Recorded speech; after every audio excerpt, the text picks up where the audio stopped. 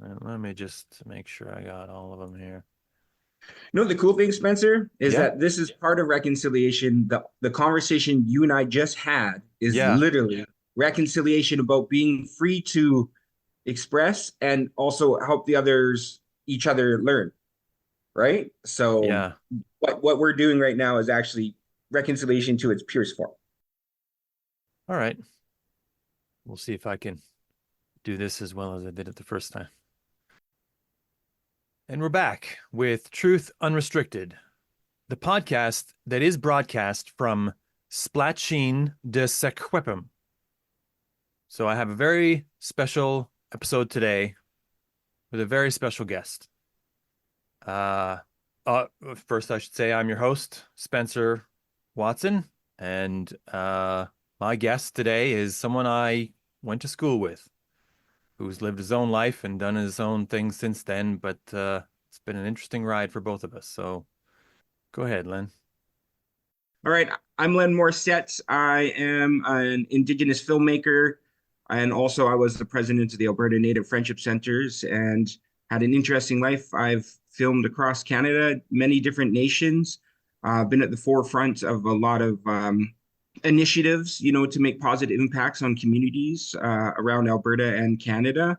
And it's been an interesting ride. So thanks for having me on the show today. Well, absolutely. No, thank you for coming on. So this episode is going to air on Truth and Reconciliation Day. It's a relatively new official statutory holiday in Canada. I can't remember exactly how many years, but I believe it's less than 10. Do you know how many years it's been an official holiday? Actually, it only lasts like four or something. Four or It five, hasn't been, yeah. yeah, it Yeah, hasn't. right. I think Last few years, it hasn't been that long. the last 4 years have felt like 10. Yeah, that's true. Yeah. Um, Truth and Reconciliation Day is it's needed. It's a part of a thing that Canada needs to recognize and deal with about our nation and our the relationship of all of our citizens with each other. There was, for anyone who listens to this podcast who isn't from Canada, there was once upon a time a residential school program. It's one of several sets of things that were done to the Indigenous population of Canada by the European settlers and new Canadians at in that time. It started right after Canada became its own country. Uh, the British obviously played their part beforehand, but Canadians don't get to wash their hands of this and say that was what the British did, and then we're new, like a new manager kind of thing. That's not how this actually went. It's our problem.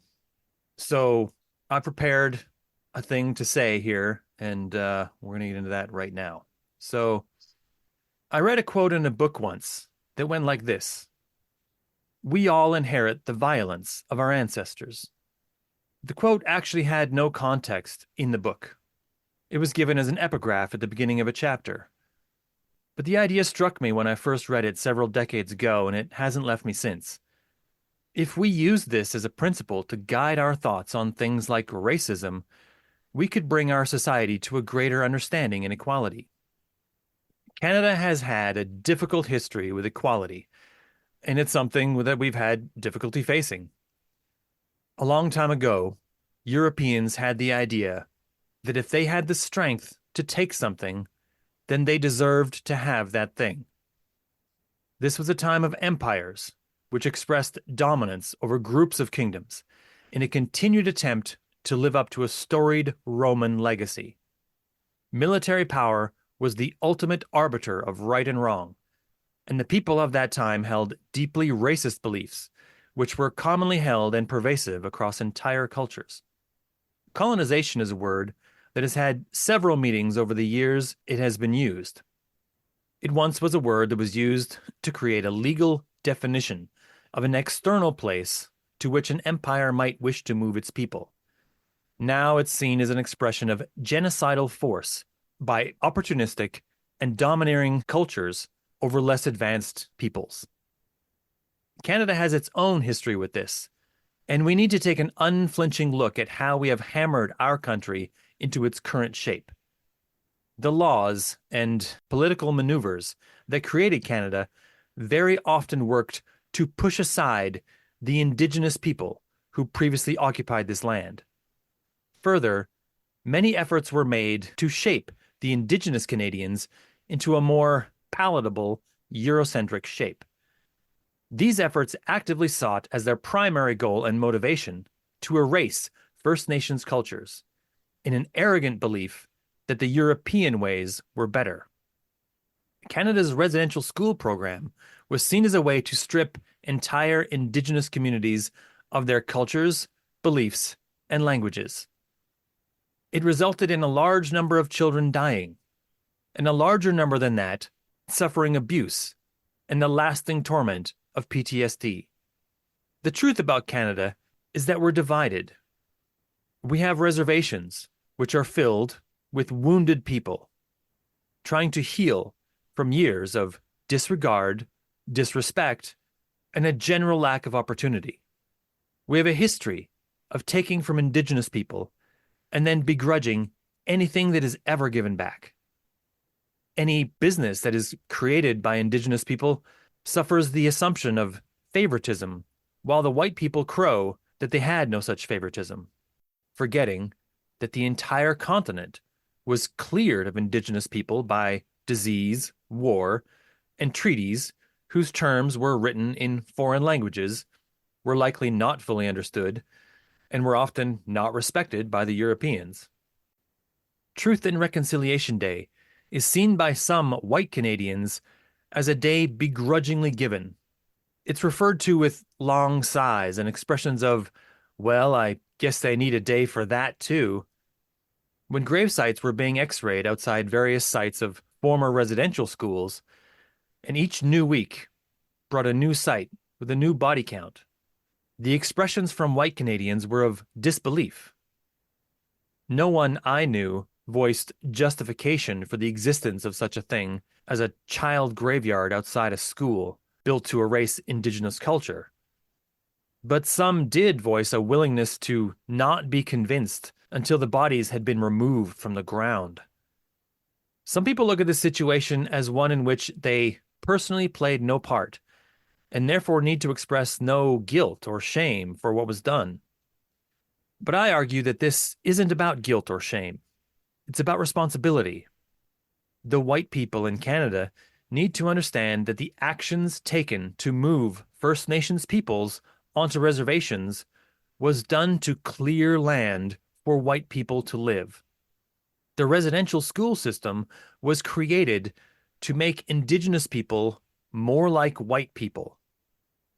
I would say that it was done expressly for the benefit of the white people, but the really fucked up part is that the people who put the residential school program together to erase First Nation culture probably thought they were doing it for the betterment of the First Nations. I grew up in a world in which this was already happening and in which I had no participation. But I inherit the violence of those who came before me, and especially when that violence was done with the hope that my life would be improved by the effort. Truth and Reconciliation is a day when we must face this violence without softening its impact, without worry for the reputations of important historical figures. So, thanks for that. I get a little emotional a little bit sometimes thinking about it, and I didn't want that to Yeah. be a part of that, but and No. it must be emotional for you too I mean, you Yeah, probably it's heard it a lot already, but yeah. no, I actually, to be honest with you, what I like is moments like this. Like, I know that you're on a new journey and you're learning a lot of different things, right? And so when you Yep. learn these things, you have different emotions come up. You don't know if you're saying the right words, you don't know if it's politically correct, and a lot of people get scared over it. But what reconciliation is being able to offer spaces where people can share their points of view, and then we work together. Um, we work together on understanding each other. There is a teaching that comes to my mind about why do Indigenous people sit in a circle? And what it is that so if you have the most beautiful carving in the center of this circle, and Spencer, you're on one side, I'm on this side, and I say, Spencer, tell me what you see. You will look at that carving and you will describe in great detail what you see of that carving. And on the other side of the circle, I will look at that carving and I will describe my point of view in great detail from what I see. But together, we see the whole carving. And that literally goes for any situation or whatnot. This could be for religion, this could be for reconciliation, this could be for Canadian history, but Sure. it's understanding each other's side of the circle and having a safe place to do it. And so that teaching brings to me another thing that I thought about when you were talking about you read that quote. And what was the quote again? We all inherit the violence of our ancestors. The violence of our ancestors, right? This is where I've said this at many meetings and different things is honor is a double-edged sword. On the Indigenous side, we have to honor our ancestors because they survived the most horrific conditions to keep our people, teachings, and spirituality alive. That's what they did. So we have to honor them by picking up ourselves, straighten ourselves up, get into the new world of this is the new hunting grounds is, being doctors, lawyers, Yeah. just being straight up family, having a good family, bringing our kids, opportunities. On the non-Indigenous side, the honor is that your families came here with a dream of having a better life because they wanted to flee Europe, wherever they were in all corners of the world, to come to this beautiful country to start a new life and have their families flourish. But in the pursuit of that, at the time, an ideology was thought that this way of colonialism, which is a passed down trait through the many societies across Europe, because people have been colonizing themselves for a long time, right? Yeah. But now in this day and age is recognizing that and honoring them by also correcting the mistakes of their past so we can meet in the middle for both of our families for our futures, because that's the goal. That's well put. And I worry that when I look at Canada and I look at culture and I look at part of the problem that we have is that we have reservations. And I'm not saying that in that we never should have had a place for Indigenous people, but it becomes a system whereby people not involved with or knowledgeable about First Nations cultures get to just sort of sweep it under the rug and ignore what happens outside of where they live, and they just say, "Oh, that's a that's a problem for over there. That's a you know those people have that problem. We have these problems. Those are different set of problems." And I don't like that. Like because it's like white Canadians treat First Nations people as though they're from a different country, and we're all Canadians. I mean, when we hear about a an ice storm in Quebec that freezing rain, takes down a power grid and an entire town is devastated. Canadians will get together and they'll help out. But then when we hear about poisoned water on a reservation, we don't do anything at all. There's no drive to, at least from what I've seen, there's no drive to help them out. And I think to myself, if the water were poisoned in a town that were filled with white people, we would put a lot more effort in. And that is shameful and stupid and short-sighted. And, because we're all Canadians, whether we like it or not, right? We're all in this together. We're all on this planet together. We're all in this country together. uh, so how do we get to a place, obviously this is sort of rhetorical, but in a way that rhetorical questions eventually become questions that are answerable. A question we need to start with is how do we get ourselves to a place where the problems that happen to Indigenous people are also problems that affect white people and for that matter all other Canadians who aren't white, new Canadians from Asia or South America or whatever. I mean, there are Canadians now too, right? So how do we get to a place where this is recognized that we take on all the problems that are happening? Because I hate that, whenever these things happen, I can't even give money because I don't even know there isn't a GoFundMe.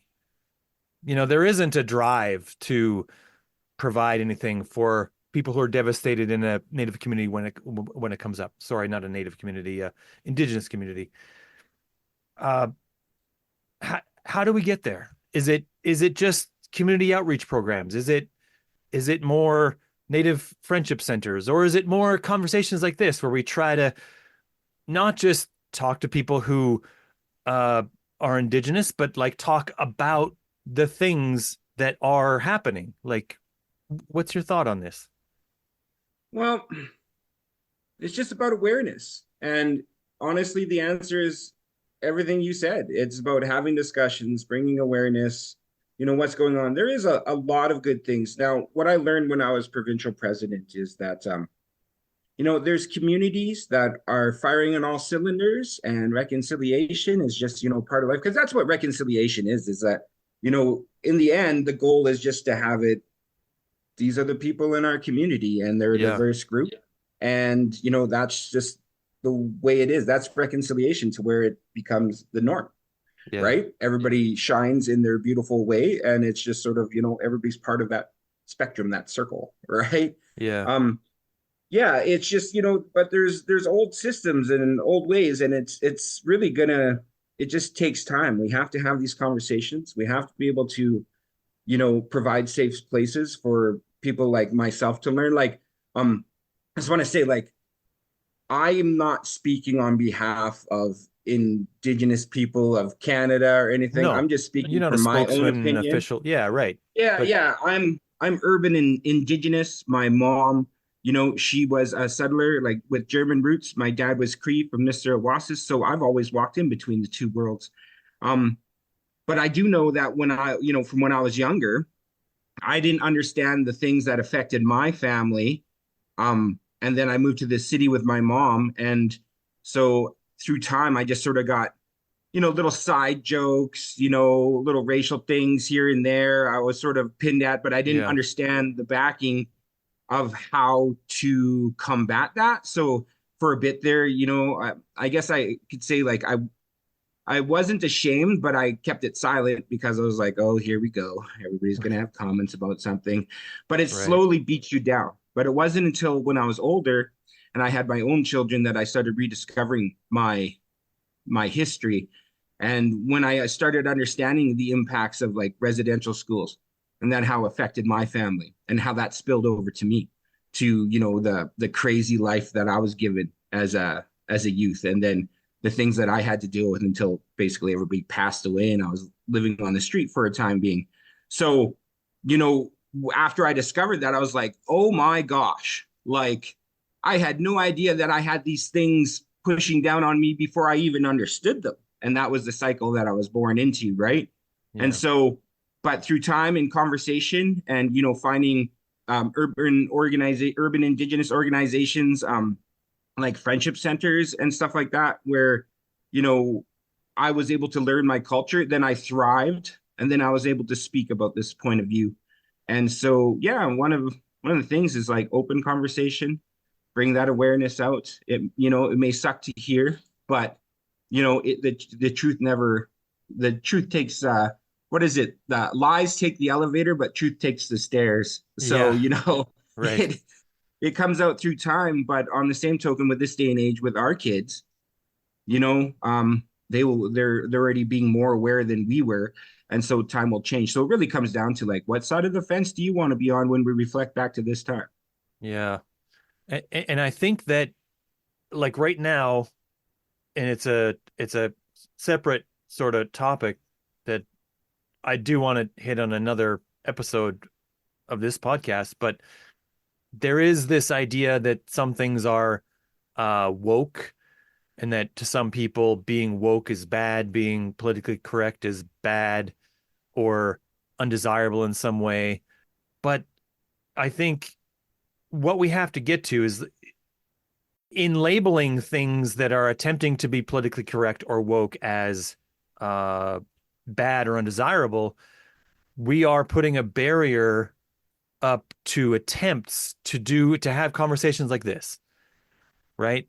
Uh, because if someone thinks to themselves, well, if I start this conversation and I slip, like I did a couple minutes ago, I slipped and I use Native instead of First Nations or Indigenous, which is kind of the more preferred thing now. Um, Instead of referring to First Nation people as Native, that I'll get slapped, that I'll get canceled, that I'll get the mob will come after me somehow, like there's an invisible mob that's ready to pounce on anyone. But really the key is you have to go into these situations knowing that you're gonna not do them perfectly. You're not gonna do them necessarily correctly all the time.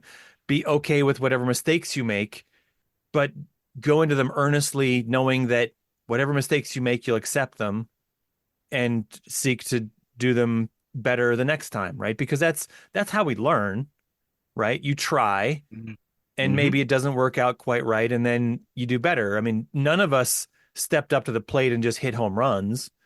That's just silly. So really, I mean, I sometimes it seems like I stumble through these conversations, but I'm learning too, right? I'm not perfect. I'm not even all that good, really, at a lot of things. And so I just try, and that's it. And I try honestly to do them, and I don't always do them perfectly or even all that well. But the fact that I try, the fact that so today reaching out to try to and maybe other people then reach out. Maybe other people try. Maybe other people try to understand and learn. Um, Yeah. yeah, I agree with that. I agree with that, Spencer. Like, as I said, like when we first talked, I was like, oh, I can see that you're just starting your journey of like learning your own, like, yeah, the elders call this like everybody's healing journey, right? Because I guess from a societal point of view, you're only as strong as your weakest link, right? And yeah, so we're learning these things, and you have to provide those safe spaces. So yeah, there may be things that you'll say that aren't correct or maybe not perfectly politically correct, but I think providing a safe space for you to do that is a good thing. One of the things so I read one of the people I really admire the most was Malcolm X.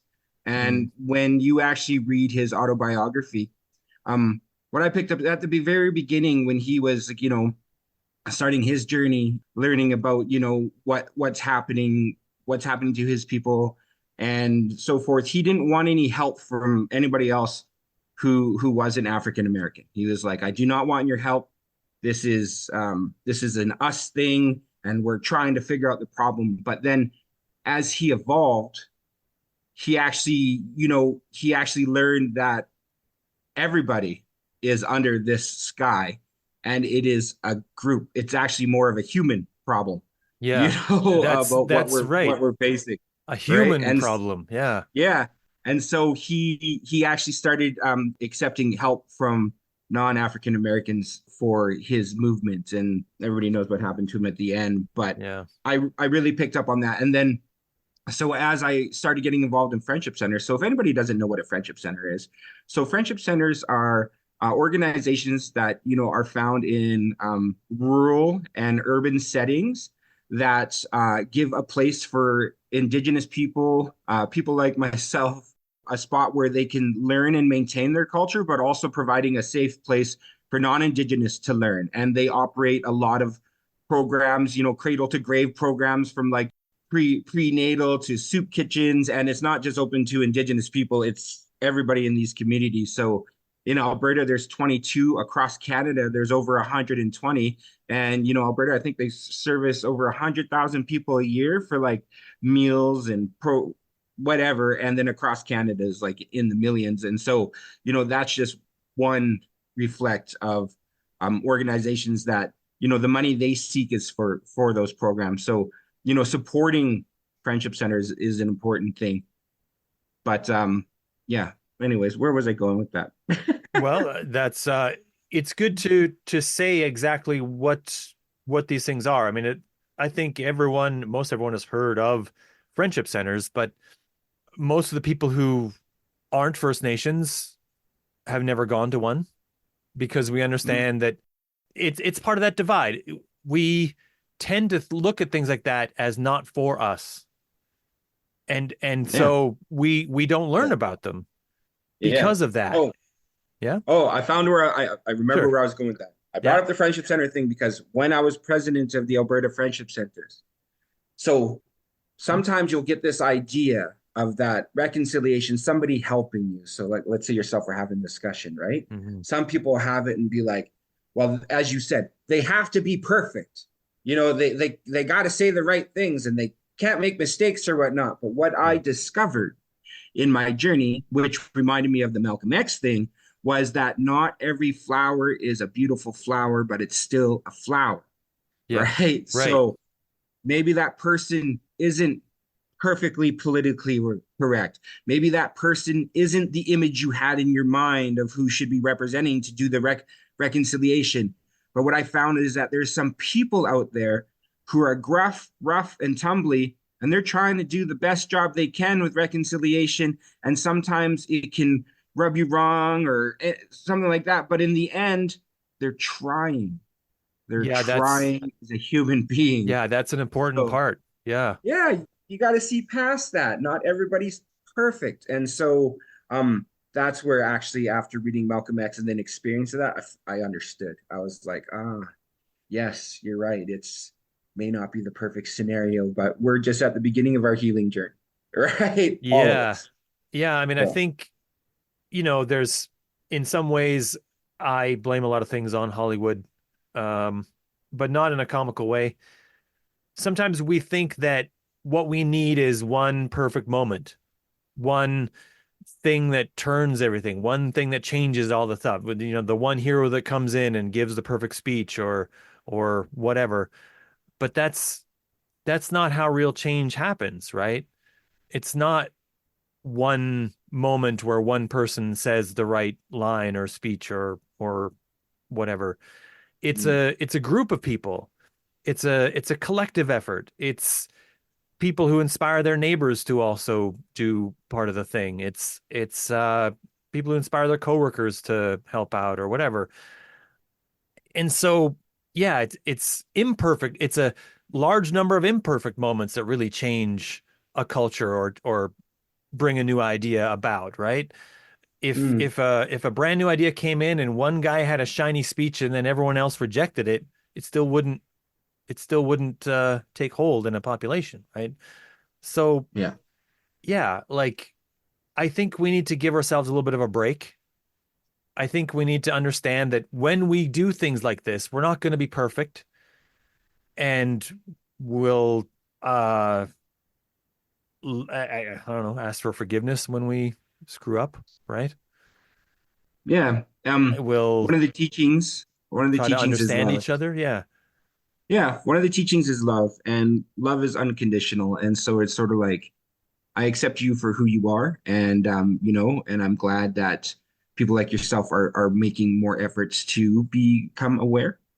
Yeah. And in that process, you're gonna just it's just like when you're at school and you as you discover new things, you're just popping off about I just discovered this, and then it goes to Did this, you and then know after a while, this? Yeah, right. yeah, you see the whole picture, right? And that's what I like about being a filmmaker is the Hollywood thing, as you said, is that from my life experience and what I've got to witness and see, and it's been a crazy journey, but a beautiful journey. And in the end, I see why I was meant for that journey. And being a filmmaker, I'm able to take these moments, Hmm. the things that we're talking about, and I can expand on them. I did a documentary on the Assiniboine about the Indigenous peoples, who lived in the Jasper Valley. And, it was multiple Indigenous groups that lived there. But then, when they discovered the secondary route to the west, Jasper Valley exploded. But then all of a sudden, the people that lived there when they were living in harmony, David Thompson writes, and at the very beginning, uh, there was a beautiful relationship between Indigenous and non-Indigenous people in Canada for trade and the things they needed. And there was a harmonious time. It wasn't until greed later on really came it in. And then you started having wars over, resources like the Beaver Wars, the 7 Year War, which was the First World War. Um, and that was between, for North American trade. Well, it was for trade all over the world, but, French, English, and then English became more dominant. So, like, but at the beginning, it was this harmonious time. But then through greed and ambition, we sort of started canceling each other out. And then, all of a sudden, those European ideas came in and they're like, well, we got to clear the land. And so, this piece of paper says that we own it. And to, like, Indigenous people, they're like, how do you own something like that? The concepts were, Yeah, yeah, they didn't totally different. have a definition of why would you want to own rocks? Like that doesn't make any sense. Yeah, right. But It'll be even with here long then, after you're gone. Yeah. yeah, but even between then, like, when you had the French English wars, there was Indigenous people on each side with alliances, right? And so it's it was this it was a different time, right? But that's the thing with Canada is that we're diverse and we're learning new things, and we're all heading in the right direction. Is there anything that really sticks in your mind that you see as reconciliation to yourself? Um, I mean, I struggle with mentioning this thing, but I probably should. I have something that I want to say to you personally, and Mm, I struggle with whether I should leave this in the episode or not. But I do want to say it to you. So, um, I mean, once upon a time, a couple lifetimes ago, one night we were both drunken teenagers camping up on a hill with a bunch of other people. And we were just ornery drunken teenagers and we got into it and I hit you. mm, And I hardly remember anything of what was happening except that it wasn't important. You know what I mean? Like that's what I remember about it is that it wasn't important.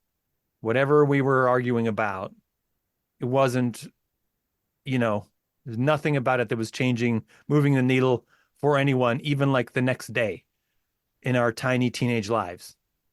yeah. And I mean, I felt shame that I had done it. Uh, but that's not the real point of why I wanted to bring it up. Um, First, I want to say officially, because I never did.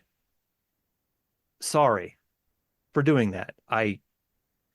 And I also recognize that, you know, of the few things I remember from that night, it might have easily been you hitting me and then walking away, right? Like, if I remember right, the only reason why you didn't hit me back was because like two guys were holding you back, right? Like it was just this moment where things got heated.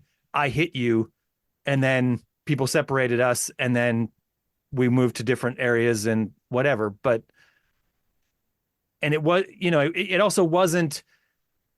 I remember that it wasn't a thing. It wasn't a racist thing. It wasn't a white guy versus a indigenous guy thing. It was just two teenagers. But why I brought it up and why I think it's important, at least to me personally, is that after that moment, and all the other moments after that, when I saw you, I mean, we weren't like friends. We were like acquaintances. Like we would show up to the same party because we knew a lot of the same people, but we never went out of our way to hang out with each other. Uh, but whenever we saw each other, I was I had it forefront in my mind that I had done this. And again, I felt the shame, but I was always wary because in my mind, I, I was worried that you were going to want revenge or something for that. And you never did. That I ever noticed, you never did. You just shook it off and then you went about your life. You just moved on. And this happened like I never mentioned this to anyone. I never talked to anyone about it. But you just, moved on and it continually came up in my mind whenever I saw you. It was, the biggest reason why I was always hesitant about getting to know you more because I thought you were going to be still angry about it. Because, and I realized what was happening was eventually I realized what was happening was I would have still been angry if it had happened to me. Uh, but what I came to realize was that you were handling the situation far better than I ever would have. And that wasn't the only influence in my life that led to this change in my life, but it was one of them that I reflected on many times. And it led to me being able to eventually change my life to a point where I could let things go. Because I was an angry teenager. I was a vengeful person for a very long time. I was a person who would never let anything go for a very long time. But what you did in all the moments after that moment became like one of the things and like a model for me for how I could let things go, how I could move on after a thing because there were times where I was stuck in a moment or a situation like that, and I realized I had to figure out how to let myself go, let go of whatever bit of pride or whatever I thought was hurting me or whatever, to just move on. And what you did helped me to do that. So it's something I've never told anyone about you or how you affected me, but you affected me. You helped me to learn that. And I wanted you to know that. Thanks, man. One, apology accepted. Two, um, yeah, at the time, I guess it's called forgiveness, my brother. Forgiveness. Yeah. I just, I learned that. I grew up in a very turbulent home where all these stereotypes of alcoholism, family violence was like a common thing.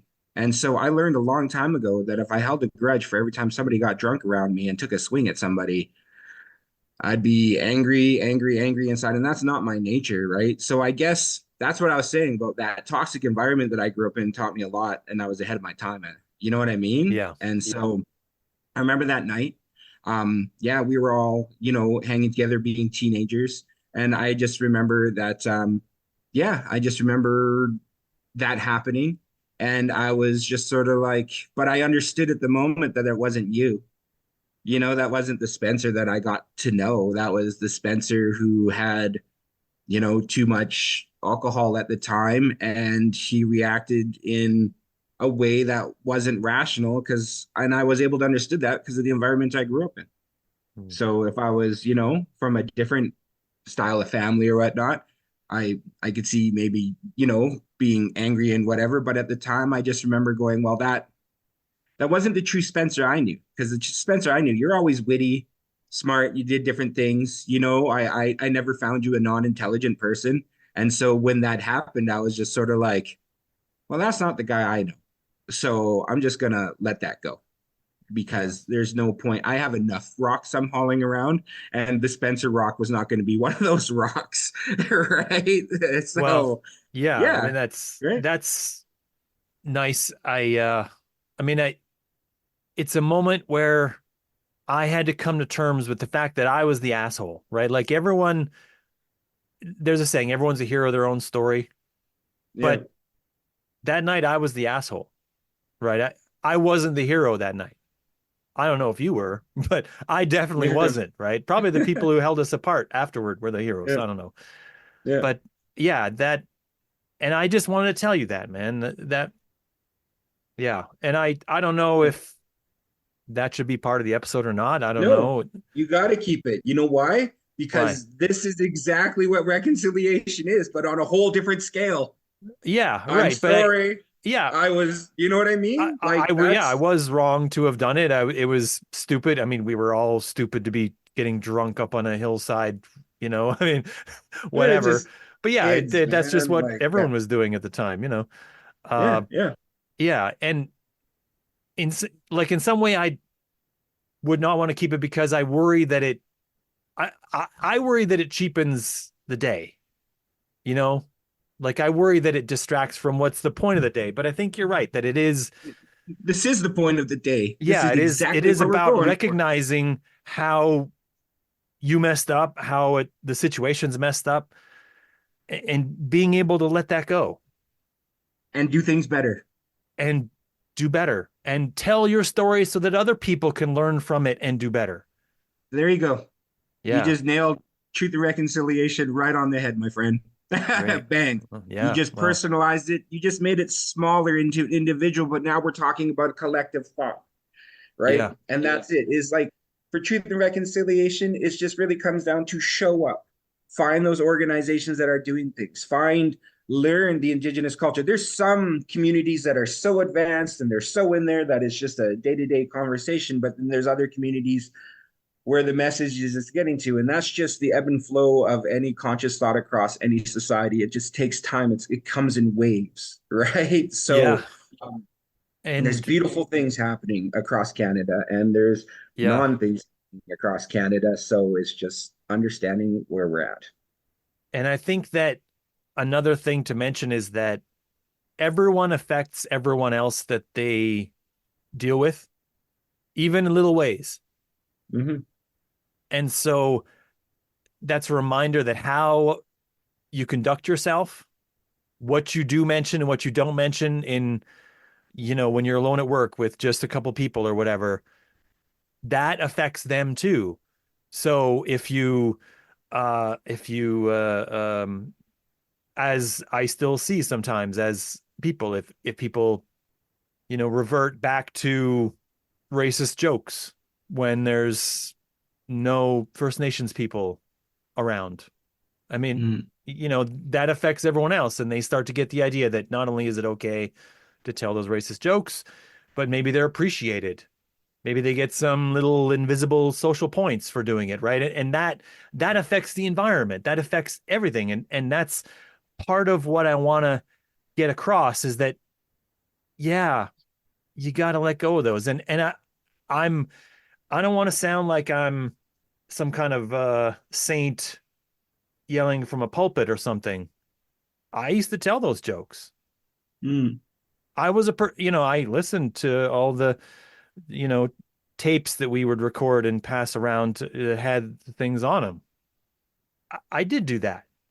And I have to recognize that I did do that. That's part of this day too, to recognize how we were doing it wrong before and how Yeah. we were affecting the culture of the people around us that encourage them to do it wrong so that we can consciously affect the people around us to start to do it better. But that's the concept I was telling you about is like that's how that's what you learned. Yeah, You yeah. didn't just come up with a racist joke, you learned that. Yeah, I And did. Yeah, I when was affected right? by the other people too. Yeah, Yeah, right. right. And so Yeah. it's this cycle that goes on. Like, so Yeah. what everybody's dealing with right now is that, for Indigenous people across Canada, like, look at the stats. We're like 4% of Canadian population. But when you have, generations that have this semi idea that people are less than, then you're more willing to do things and, associate those people as less than. And then you have like these huge margins that come up with like murdered and missing women, like that's just crazy.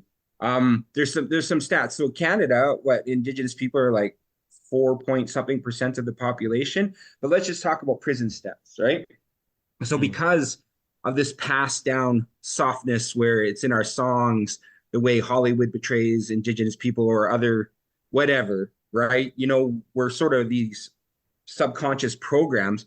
But let's talk about stats. So in the prison system, I think indigenous men represent like 47% of the indigenous of the population in That's prisons, and that's in unbelievable. Alberta.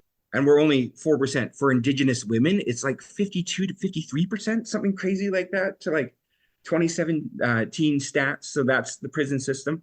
For missing and murdered women, here's a stat that I thought would Oh, blow your mind. I Um, so in Canada, all women of girls are killed every so in Canada, a woman is killed every a woman or girl, whatever, is killed every 48 hours. Violence against women, 30% of all females and women are committed by an intimate partner. In 2018, 20% of the female homicide victims were Indigenous women. Almost two-thirds of Indigenous female victims are under the age of 35. Um, 21% of Indigenous women reported having experienced some form of physical or sexual violence by a spouse or partner. I even have family members, extended cousins and stuff who, have been passed away. One that brings my mind is a close family member of ours, and his wife disappeared, and she went to nursing school, and she was at her graduation. He was home with his daughter, and they went out to celebrate that she, you know, uh, just got her nursing diploma. Never came home. 7 years later, discovered, the killer was, and the reason why he did it was because he wanted to know what it was like to murder an Indigenous woman. That was a mom. That was just because all these years, that propaganda about, being less about than, the and then, the idea that no one is going to bother to investigate it. yeah. Yeah. Oh, these stories. Oh, the chief that took money. It's like, are you kidding me? Like, out of all the trillions of freaking good examples, you pick one thing. Like, look at our own political system. They got their hands caught in the cookie jar 24/7, but that's okay. But the one Indigenous chief from freaking way back when, is the one that tainted the water for everybody. And so it's a corrupt system. It's all this BS that we're starting to sort through now to be like, well, that's Yeah. not the case. There's a lot of good people, strong people doing good things to bring us all up to speed. And we just have to recognize that and lend in a helping hand the best way we can. Yeah. I mean, when I hear about a situation where the water is poisoned on a reserve, this has happened a couple times. And I'm sure I haven't even heard of everyone. I haven't tried to cobble together a full list or anything by any means. But there's been a couple of different times where water on a reservation is found to be just straight up poisoned, uh, poisonous and completely undrinkable. And the fault is always cast upon the indigenous people living there, the First Nations people living there, as having done it to themselves and therefore deserving of whatever happens there. And I think that's an awful way to treat people. Like, just not just an awful way to treat First Nations people, that's just an awful way to treat people. And I think that's where we need to get to is they're people, your people, uh, I'm people. If we're going to be a nation of people that respect the lives and livelihoods and welfare of people, then for crying out loud, we have to be a nation that also respects the lives and livelihoods and welfare of the First Nations people. That why does the first question need to be, was it a chief that took money and poisoned the groundwater? Why can't the first question be, well, how can we get them some clean water? Right? Like, why can't that be the first thing that we talk about? Why does it have to be trying to cast blame on the community itself to victim blame? Like, I know what you're getting at with that for sure. That problem is very complex, but oh yeah, from what yeah, I understand, from what I understand, is you know there is a department called Indian Affairs, right? And Indian yeah, Affairs, well, I guess they have a new name now. So it used to be INAC, Indigenous and Northern Affairs Canada. Now it's Crown and Indigenous Relations and Indigenous Services Canada, whatever. yeah. So when you're on a First Nation, right? You have to fill out paperwork, Mm. and the paperwork goes somewhere to get just like municipality, sort of like this pump is broken, so you fill out the paperwork. and you send it to head office, and head office has to approve it, right? So all the paperwork's been filled out and it keeps getting sent to head office, but head office isn't fixing it. Yeah, right. And the ones that get fixed are the ones that are more. I heard a story of a First Nation where they kept having problems with their water over and over and over again. So they go to a big meeting where, Indigenous Service Canada's people and, just a big meeting. And so they go up to the podium and they're like, this is our groundwater when they had their moment. This is our groundwater, and we've been putting in, to get a filtration system. And they're like, did you fill out the paperwork? They're like, yes, here's the last how many years worth of paperwork. Slapped it on. They brought this with them Yeah. and sort of like publicly pressured at the moment. And then they got their treatment center. And Yeah. it's like, oh, the squeaky wheel gets the oil. You know what I mean? So Canada has to ask themselves, what service? Why Right. are they not getting it? Right? Calgary just had a big water problem. Do you see any paperwork going through and they're still waiting for approval? No. No, They're fixing it right now. Calgary get it right Right. away. Yeah, right. Right. So I'm just saying, like, it's very complex, but, it's whatever systems are in place. So, maybe my facts are wrong in that, but I don't believe so. But it all goes to Services Canada. And, so if they're not approving these things to come down the pipe where they are, and then I don't know what systems clog up whatever, but I'm just saying, like, Yeah. that there's a root right there. You know what I Yeah. mean? Nobody ever talks about that. Yeah. My look at it is that if it was like I mentioned before, if it was a non-indigenous community that was, flooded out or freezing rain storm, the people of Canada throw the money together and I mean this is dark maybe a little bit, but you know when the Humboldt crash happened, this was a thing that I heard someone in the shop that I work at actually say. When the Humboldt crash happened, whether they said it like I don't even know you know what they meant necessarily when they said it, but it struck me as even worried that it might be true. But Humboldt was a crash. For people who don't understand, Humboldt was a tragedy, a huge tragedy. There was a busload of school children. I believe they were 13, 14 kind of range, and they were all on a hockey team and they were driving home from a tournament. And there was a horrific crash that killed, I think, nearly all of them. I can't remember exactly how many. It was like 22 kids all in one go. Um, but someone said that if that had happened to a busload of indigenous children, we might never have heard about it. And I don't, I heard it. It was part of another conversation that I wasn't part of. I didn't know if they were expressing grief that they wouldn't hear about it if it was indigenous, or if they were some kind of glee, or whether it was just a bland comment on the state of our world. But I thought it was an interesting look at the state of our country, is that I don't even know if they're wrong.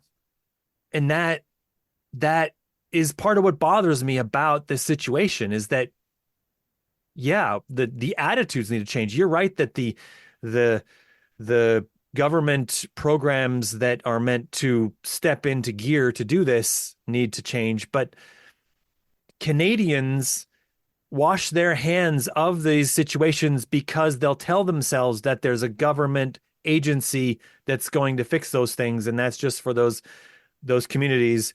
And those same Canadians will understand that the government never fixes anything really efficiently or well or anything else, but they're still okay with just washing their hands of it, never offering any help, never, at least no help that I can see.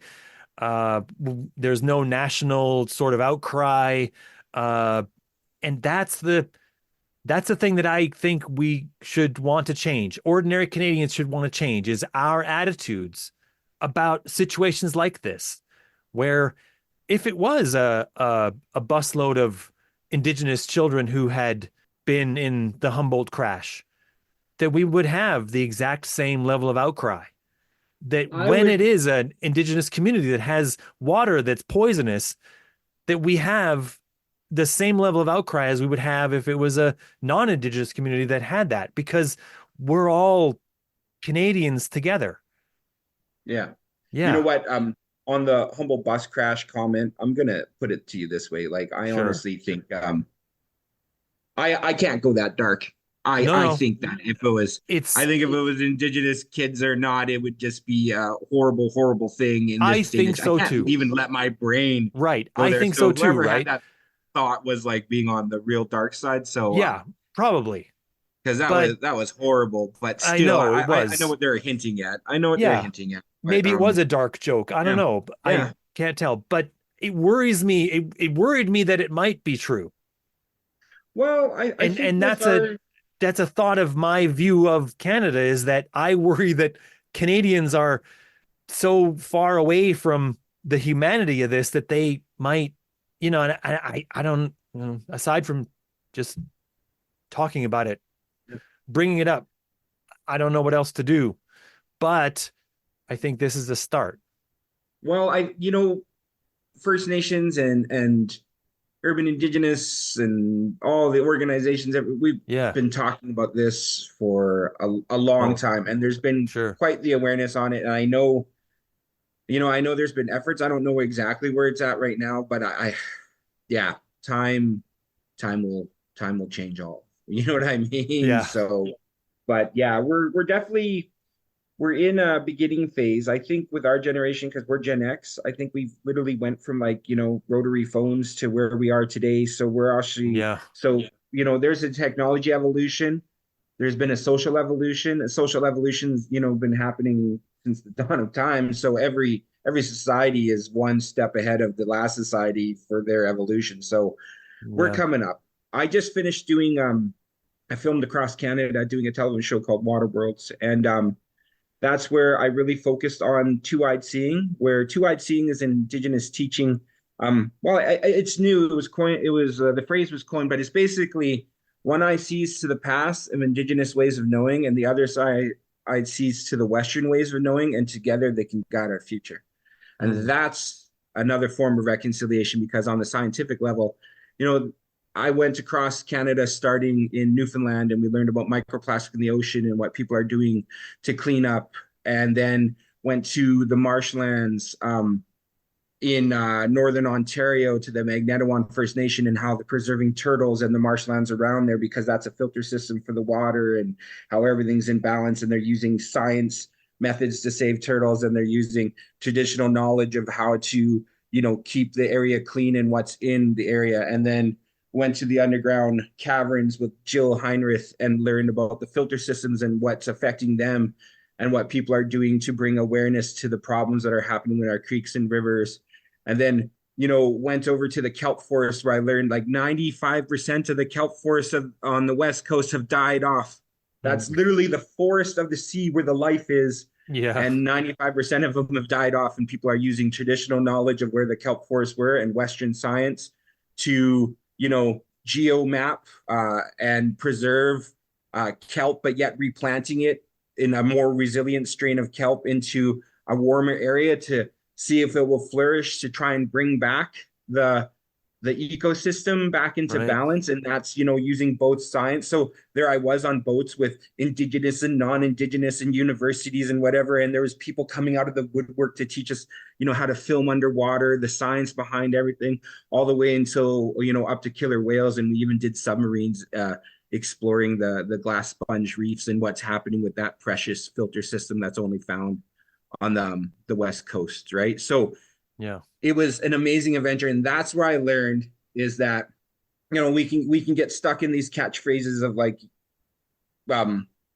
just easy hot topics, I guess, to talk about, but there is such an amalgamation of change out there that just needs to be more in the forefront of like look more examples of us working together, more examples of people doing things. And that's, well, turn that propaganda machine, as you hear, like always the negative stereotypes Yeah. to changing the social fabric by telling these stories Right. so we can understand that maybe it's not so dark out there. We have to give our future generations something to hope for. They can't just keep getting fed that the world's going to blow up and everybody's fighting against each other because like you got suicide rates shooting out the roof for Indigenous youth. And how about just our youth in general, right? That how many funerals have we all been to with somebody passing away because they have no hope? They turn on the TV, look at the political system for the US. Ours is we're just fighting like cats and dogs. Like Trump was what, two times assassination, school shootings all the time.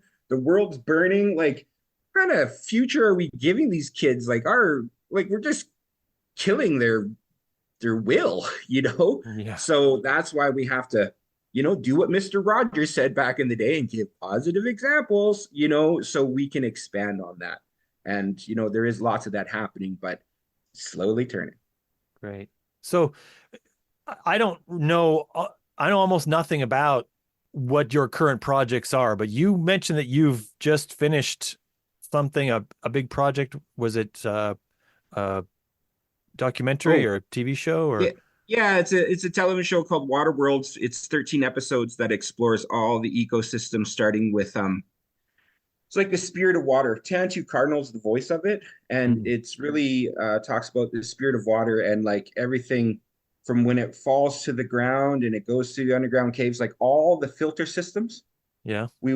We literally walk through all the filter systems until water is back in the ocean and gets pulled back up to the sky again to start its life cycle all over again. And we learn about everything that's living in there, infused with teachings and science, and how everybody is working to save these things because it's important to dissect. Everybody hears about the world is changing and climate change, but it's sort of like, well, what I guess I wanted to explore because we always talk about, for Indigenous people that we're water keepers. It's sort of like, what are we doing and what is happening?